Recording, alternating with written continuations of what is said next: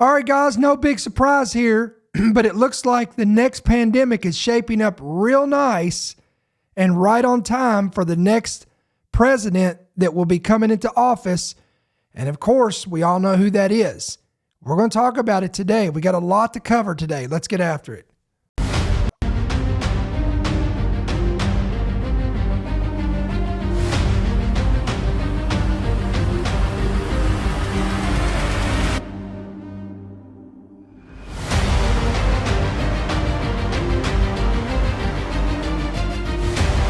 The following program is brought to you by friends and partners of End Time Headlines. All right, what's going on, guys? This is End Time Headlines, news and headlines from a prophetic perspective. I'm your host, Ricky Scaparo, the founder and the voice of End Time Headlines. It is Saturday, December the 28th. We want to welcome everybody to the broadcast today. You guys listen by Apple, by Spotify. We welcome you as well. Hope everybody's having a great weekend. We're still in the week of Christmas. And this will be our last weekend of 2024, believe it or not. This year is wrapping up, and boy, it looks like it's going to get interesting for 2025. We have done multiple segments, and we've warned about, and it's not just us, we're just echoing the sentiment of other pundits, health officials, the mainstream media, whoever. Take your pick, draw it out of a hat, but we're just echoing what they've already warned us that was coming in 2025. And it looks like this H5N1 bird flu has just now taken a turn for the worse. And you know what the really sad part is? Is anyone really surprised by this? I'm not. Are you? I mean, did you not expect this? Did you not anticipate this? Did you not foresee this happening? We all did. Come on, let's just be honest here. We all saw this coming. This is no big surprise. So I want to get you up to the latest developments on this. And again, and I'm going to make a disclaimer. Everything that we're going to share with you does not necessarily reflect my personal opinion. Because we get a lot of kickback when we start talking about this. Well, you actually believe what the mainstream media says? No, listen, guys, we're simply reporting. We're giving you news and headlines from a prophetic perspective. We're giving you what they're telling us. And then we relay the information to you, and we try to stick to the Bible. And then it's up to you, and it's up to our listeners and our viewers to do what you feel is best and use discretion on what you're going to do for your family to assure your safety and to prepare accordingly. So look, before we get started, can you help me out? Go ahead and hit that like button. You guys listen by Rumble, YouTube, hit that like button. That's going to help us get eyes out there. You guys listening by podcast, wherever you get your podcast from, please give us good reviews. That's going to help us. It's going to help get that on the algorithm, and other people can find us out there on Spotify or Apple or, again, wherever you get your podcast. And then, again, the best thing to do is download our free app. It's available today on Apple and Android devices. You can just simply go, type in End Time Headlines. You're going to see our official ETH logo. Pick it up today and download it and hit yes to push notifications. And you're going to be good to go. And you're going to have everything right there at your fingertips. Every headline, every podcast, every breaking news, every viewpoint, everything's going to be right there at your fingertips. So let's get after this. Let's show you what they're saying. All right, check out this headline. This is from Reuters. Bird flu virus shows mutations. There it is. In first severe human case in the United States. The U.S. Centers for Disease Control and Prevention said on Thursday its analysis of samples from the first severe case of bird flu in the country last week showed, quote, mutations not seen in samples from an infected backyard flock on the patient's property. The CDC said the patient's samples showed mutations in the HA gene, which is the part of the virus that plays a key role in attaching to host cells. The health body said the risk to the general public from the outbreak has not changed and still remains low. Now, let me give you another headline. This one's from the NBC News. Bird flu samples show mutations that may make it easier to spread to people. All right, let's check this out. Concerning news from the CDC. The agency says H5N1 bird flu samples collected from a severely ill patient in Louisiana showed signs of mutation, differing from the samples collected from backyard flock believed to have infected the man. Now, despite the mutation, there's no evidence the virus has spread from the patient to others. Dr. Anne Ramoyne is a professor of epidemiology at the UCLA Fielding School of Public Health, also the director of the UCLA Center for Global and Immigrant Health. Doctor, we appreciate you joining us. Let's start with that mutation. How does that work, and is there cause for concern tonight? Well, thanks for having me. Sure. And what we know from this case in Louisiana is that this patient, when they sequenced the virus, they noted that there were mutations that could potentially make this virus more susceptible to human transmission, so easily transmitted from person to person.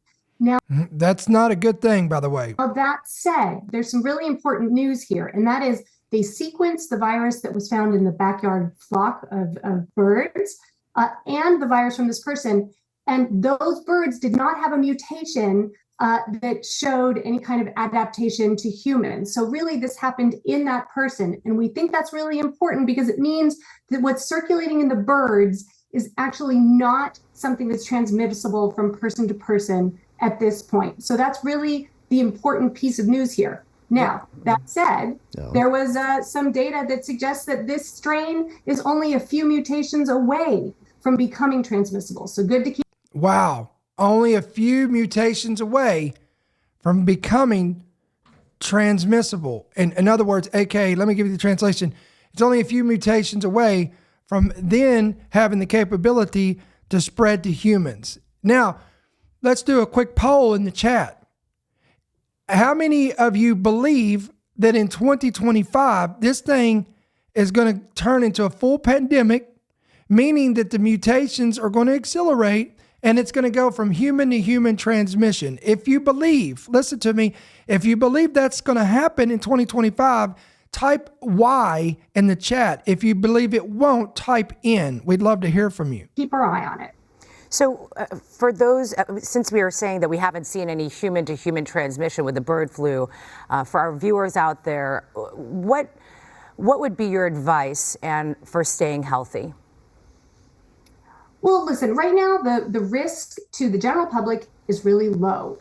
Where we have seen cases of H5N1 transmitted has been when people are in close, regular contact with either wild birds, poultry like backyard flocks, or poultry farms, or dairy farms. That's where we're seeing the most of these cases. But there have been a few where we don't know where it came from. So it really means everybody needs to be a little bit more vigilant. So again, another red flag there is they can't trace some of these where the origin of it's coming from. What would I do? What I tell people is that I say, if you see a sick bird or a dead bird, don't touch it. Don't pick it up, and don't let your pets touch it either. Call animal control. You can go online to the public health department and look for a number to call as well, and that bird can be taken away. So that's the first thing I would do.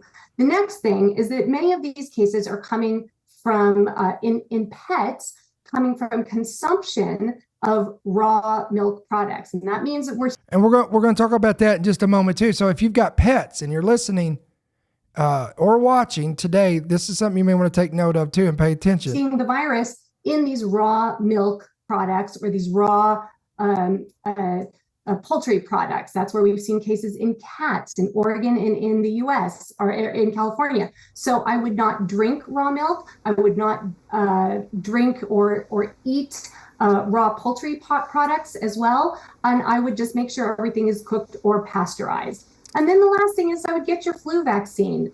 That flu vaccine is really important. It's not going to protect you against Here we go. H5N1, this bird flu, but it does protect you against seasonal influenza. And there's an added benefit. And what has that got to do with the bird flu? That you really don't want to see any of these this virus starting to swap genetic material, which could make it also more transmissible. Okay, so what she is telling us is to prevent yourself and your family from getting the bird flu, you need to get vaccinated, because this will prevent the bird flu mutations from fully coming to the full mutation that could potentially be fatal to you. So this, call me what you want, but this to me sounds like propaganda to push a shot is what it sounds like. And the Fed said recently that the country has kind of lost its touch in controlling all of this and that we may see another pandemic. Do you buy into that? Wow. Yeah, we've got some more on that in just a moment too. Listen to that, what he just said right there. Well, listen, my late father-in-law always used to say, it's much easier to stay out of trouble than it is to have to get out of trouble. And that is really true when we talk about infectious diseases. I think that we've totally lost the battle here. What we're seeing are indications that this could turn into something serious. And so, of course, what we need to do is have more testing. We need to have good plans in place. We have to have the public be aware, but it does not mean we're on the verge of a pandemic. It just means that this particular virus has pandemic potential, which is not new news. But what is new news is we're starting to see more cases in humans. We're seeing these cases in dairy. We're seeing cases in birds. Yeah. We're seeing these deaths in cats. So it's time to pay attention. Wow. All right. You heard it from her. It's time to pay attention. Speaking of paying attention, here was a story that came out as well. Bird flu kills 20 big cats at a big cat sanctuary, devastating conservation efforts. Again, this was in Washington State. 20 big cats at a wild animal sanctuary in Shelton have died from the bird flu. Now, here's more on this. Let's listen to this. As bird flu continues to spread, a week ago, California declared a state of emergency after a mass infection of dairy cattle there in Washington state, where cases have been on the rise. More than half of the big cats at one wildlife sanctuary died after contracting the virus. Even more concerning, it is unclear exactly how they got bird flu. CNN's Randy. Again, listen to all these things. More concerning is the fact that they don't know how they contracted the bird flu. Kay has the story. That's Thumper, a 10-year-old Eurasian lynx who used to love to play and scratch the decks high above the foliage. The video from August was taken at the Wild Felid Advocacy Center of Washington, a big cat sanctuary where Thumper lived. Thumper is one of 20 cats from the sanctuary who died in recent weeks from bird flu. We thought we were doing everything we could to avoid anything like this from happening. The cats are pretty well split up into 30 by 40 foot habitats. The sanctuary's director and co-founder, Mark Matthews, says the cats' enclosures are spread out among 5 acres. He told me their first cat got sick on November 22nd. The 17-year-old cougar named Hannah, Wyoming, stopped eating and died the next day. A day later, this African caracal named Crackle also got sick and died. Others they lost included this cougar named Holly and Tabby, a Bengal tiger. Tabby the tiger was a very fun, loving tiger. She had a super personality. Every time I came up, she'd come running to meet me. This Bengal cat, Pebbles, also succumbed to bird flu, as well as Mouse, a Jeffrey cat. Only 17 of the 37 cats once housed here are left. Nico, an African serval, is still in critical condition, fighting to regain the use of his back legs. Feeling devastated, kind of in shock, and just taking really good care of those ones who are recovering. The disease spread rapidly, and they still don't know how exactly the bird flu entered their facility. Initially, we thought it was for bird droppings from waterfowl. We are in a flight pattern for migratory birds, so I don't know if that's part of the equation or not. So we really don't know at this time if it was food related or not. Although we don't know exactly how it got there, it just makes sense that it's likely due to migratory birds because we know bird flu is transmitted through the migratory bird population. Dr. Dean Blumberg is an infectious disease expert at UC Davis. It's spread through the bird's saliva, the feces, the urine, and so you really can't protect against that in the natural environment. The staff at the sanctuary are working tirelessly to disinfect the habitats, while also protecting themselves from getting sick. They're wearing PPE, including N95 masks, and doing foot baths when they enter and leave. Anybody getting the whole 2020, 2019, 2020 vibes all over again? the PPE, the equipment, the disinfectant. I mean, all the verbiage, the pandemic, all the language that's been used. This is very concerning, Virus guys. may mutate and become more easily transmitted person to person. So the more this virus circulates and specifically co-circulates with human strains, that's going to increase the odds of the virus evolving to more human-to-human transmission. And that of course, could signal another pandemic. Randy, I understand there's also concern now about house cats. What are you learning? Yeah, Jim, there's not only the big cats who are at risk, but now it seems that the house cats are at risk as well. This is after a house cat in Oregon died after eating a pet product that was later found to be infected with or tested positive for bird flu. So now this Portland, Oregon-based pet food company is issuing a nationwide voluntary recall. The name of the... Wow, that's unbelievable. And there it is on your screen, guys. If you have cats... There, it's Northwest Naturals turkey recipe. It's again disturbing news coming out. Northwest Naturals, and the recall is for a 2-pound feline turkey recipe. That's one of their raw frozen recipes. And I should note that this product was distributed all over the United States, across this country. It was also distributed in parts of Canada, including British Columbia. So there's a lot of concern, Jim, for pet owners, certainly cat owners, about how this might spread. Can their cat get it? Can it spread to humans? So many questions for pet owners. I also want to note, Jim, that that sanctuary we reported on is closed for now to the public, but they are hoping to reopen again in March. Randy Kay, thanks so much. Joining me now, Director for the Center for Infectious Disease Research and Policy at the University of Minnesota, the epidemiologist Michael Osterholm. Good to speak to you again, sir. Thanks so much for joining. Thank you, Jim. Good to be with you. As far as we know at this point, bird flu has not made the jump of going from human to human. People have contracted the virus from animals. I wonder how far away we are from that possibility. Are we just, in effect, one mutation away from human to human transmission? Well, Jim, let me just be really clear here that, this is not rocket science, this flu work. It's actually a lot more complicated. We don't know. And anyone that tells you they do know, you have to be very careful. What we do know is, of course, flu viruses continue to change. They mutate. This particular H5N1 virus has been doing this really since 1996 when it first showed up in China, caused an outbreak in Hong Kong in 97. And what most people... What a shock. It showed up in China first. Don't realize is this was killing cats way back in 2003 and 4. One of the zoos in Thailand lost over 100 large cats because they were fed culled poultry that had died from H5N1. And so we've been seeing this for a long time in cats. What's changed, though, is in the last 2 years, a new strain of this H5N1 has emerged that has caused a lot of additional infections in mammal species that we'd not seen this before, over 50. And of course, as you're well aware, the dairy side of the house now has also contributed substantially to this, which we had never seen before. So we don't... You hear that comment, we've never seen this before. It's never happened before. This is a new strain. Telling you guys, 2025. Where we're at right now with this virus. There will be more influenza pandemics. Is this the one that's going to cause it? We don't know. There it is.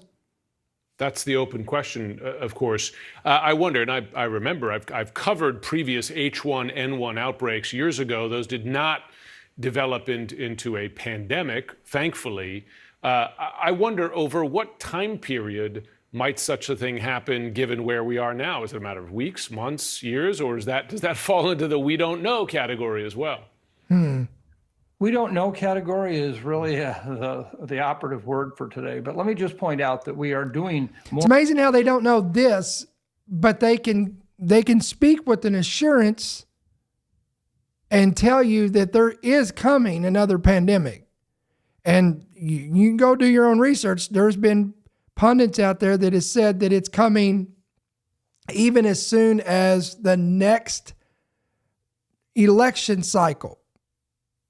The next president that comes in, Donald J. Trump, one of these guys came out and said that from January 21st on, there's going to be a new threat emerge of these infectious diseases. It's out there. We talked about that. We've covered that. And now, isn't it interesting that here we are, less than a month away from the inauguration of Donald Trump, and this H5N1 bird flu has now mutated again, and it's raising concerns. I'm just saying, just throwing that out there. More with this virus as a result of human activity, such as what we're seeing in dairy cattle right now, bringing together this virus. And we only learned this past year that the cow udder actually has receptor sites, or the ability for both bird viruses and human viruses to grow in that udder. Why is that important? Because that's how you actually see pandemic strains emerge, where two different viruses co-infect cells, swap out genes, and then create this brand new virus. And so this is why we're so concerned. Has it happened yet? No, we have not seen any evidence of severe illness being transmitted to individuals who work in the dairy area. But that could all change tonight. And that's what we're trying to help people understand, is that we're on a major alert right now for this issue. What should a major alert? And this is conflicting information. One says no need to be alarmed, no need to be concerned. And then now here is an expert in infectious disease saying that we're on a major alert. So again, you do use your own discretion. Use discernment, you decide. Country be doing right now to help, to the extent that it can, to help prevent this from becoming something? Okay, well, we're going to stop this because he's going to reiterate what we've already heard. All right, now check this out. Look at this headline. How America Lost Control of the Bird Flu, Setting the Stage for Another Pandemic. Now, this is from CNN Health. Of course it is. Again, you think about this, guys. They're telling us that we've already lost control of this bird flu, and it's all setting the stage for another pandemic. All right, here's more on this as well. New CDC report on the first severe human case of bird flu in the U.S. Samples taken from a patient in Louisiana show mutations that could make it easier for this virus to spread from person to person.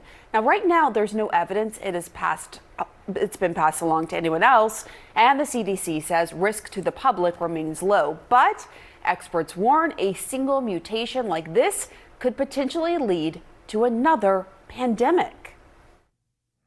The virus may mutate and become more easily transmitted person to person. So the more this virus circulates, and specifically co-circulates with human strains, that's going to increase the odds of the virus evolving to more human-to-human transmission. All right, again, guys, we don't want to rehash the same thing over and over. So again, want to recap a little bit of this. They're telling us, there are sources saying now that America has dropped the ball. The CDC, the World Health Organization, health officials, whoever you want to throw into that batch, we have all lost control of this bird flu, the H5N1, the current one that's killing the cats, killing the wildlife, showing up in over 50 different mammals. It's infecting people. We've lost control of this, and they're saying that this is setting the stage for another pandemic. Now, I'm going to read this right here. This is from this article. Quote, "It's disheartening to see many of the same failures that emerged during the want virus reemerge." This was according to the director of the Global Health Program at the Council on Foreign Relations. Far more bird flu damage is inevitable. I said it's inevitable, but the extent of it will be left to the Trump administration, there it is, and Mother Nature. So think about this, guys. The Trump administration had to deal with a pandemic in their administration, and here we are, and we fast forward to 2024. Trump is yet again in office, coming into office into 2025, and here we have we're on the precipice of another pandemic emerging. Unbelievable. Already the USDA has funneled more than $1.7 billion in tamping down the bird flu on poultry farms since 2022, which includes reimbursing farmers who had to cull their flocks, and more than $430 million to combating the bird flu on dairy farms. In coming years, the bird flu may cost billions of dollars more in expenses and losses. Dairy industry experts say the virus kills roughly 2 to 5% of infected dairy cows and reduces a herd's milk production about 20%. Reading on, worse, the outbreak poses the threat of pandemic. Again, the outbreak poses a threat of a pandemic. More than 60 people in the U.S. have been infected, mainly by cows or poultry, but cases could, quote, skyrocket if the virus evolves to spread efficiently from person to person. And again, the recent news of a critically individual in Louisiana with the bird flu shows that the virus can be, quote, dangerous. Again, just a few mutations could allow the bird flu to spread between people because viruses mutate within human and animal bodies. Each infection is like a pull of a slot machine lever. Wow. Wow, guys. Unbelievable. So again, question is, who's pulling the lever on the slot machine? So here we are. The ball's going to drop for 2025. The lever is going to be pulled. And we're not going to get 3 cherries. Are we going to get 3 eggs? Are we going to get 3 strikes? And we're out. Are we going to get another pandemic coming? So real quick, again, I want to recap this just for a moment, guys. It looks like, again, something's brewing, something's mutating, something's emerging, and I think we all kind of get this feel. You can feel it, guys. You can just feel that something big is coming in 2025. You know, the whole drone debacle has kind of slowed down. It's kind of lost steam. Nobody's really, at least in the circles that I listen to, and most of the information I'm getting, it's kind of gotten quiet a little bit. Now, New Jersey, I don't know what's going on with you guys in New Jersey, but you get an earthquake, you've got mysterious drones, and now a massive sinkhole has opened up, shutting down a major highway in New Jersey. So I don't know what the heck is going on. I'm expecting Godzilla to emerge probably next week offshore of New Jersey at this point. I mean, it's getting crazy. It's like this. We thought California was nutty. I mean, this thing is getting unbelievable. But again, I think the concerning part about this as well is pets, guys. I mean, we have pets. I know many of you guys have pets. And if you have cats, we have cats. This is concerning. Especially, we don't have outdoor cats. But if I had outdoor cats, I probably wouldn't be having them outside at this point. So this is something that we definitely want to keep track on. Now remember, let me take this to a scripture. I want to show you this real quick. Now I do want to remind everyone that in the Gospel of Matthew chapter 24, Jesus warned about the signs of the coming of the Lord. One of the things that he highlights in here, he talks about pestilences, plural tense. Right here in the Gospel of Matthew chapter 24, verse 7, nation will rise against nation, kingdom against kingdom, and there will be famines and pestilences and earthquakes in various places. That's another thing that's interesting to point out too. And again, this word pestilence here in Matthew 24, guys, is a Greek word meaning a disease leading unto death. So biblically speaking, guys, we know that the Gospels, Jesus himself, the prophets, they have warned that we would see these things transpire in the end times. And again, when we talk about birth pangs, we're not just talking about the earth and travail as far as natural disasters, though that is part of that, but everything else in that list in the Gospel of Matthew 24, let me pull it back up here. I'm going to show you what I'm talking about here. In Matthew 24, he said there will be, remember this, wars, rumors of wars. He said, he talks about nation will rise against nation, kingdom against kingdom, famines, pestilence, earthquakes, all of these happening in various locations around the world.